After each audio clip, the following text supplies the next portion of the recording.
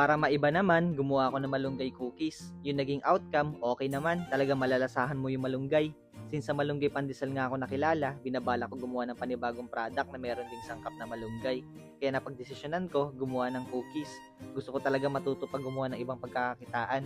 Mas okay na yon kaysa walang ginagawa. Nadadagdagan pa yung kaalaman ko sa pagbe-bake. Nag-umpisa talaga ako sa wala. Hindi ako nakapagtapos sa kursong may kinalaman sa pagbe-bake. Malayo dito yung course na tinapos ko. Pero sabi nga nila, lahat naman na pag-aaralan. Kaya eto, konti-konti ako natututo. Mahirap sa umpisa, more on trial and error. Madalas pa nga, puro error pa talaga. Pero sa mga pagkakamali na yon, marami tayong matututunan. Magsisilbing aral yon para sa mga susunod, magawa na natin ng tama. Huwag tayong matakot sumubok ng ibang bagay. Hindi tayo matututo kung hindi natin susubukan. Kaya kung may naiisip ka na gawin, umpisahan mo na. Lakasan mo lang ang loob mo at magtiwala ka sa kakayahan mo. Kung kaya ng iba, sigurado kayang-kaya mo din. Konting push pa at mapaperfect ko na din yung recipe na gusto ko. Try lang ng try, wala namang mawawala kung susubukan. Ang mahalaga, natuto.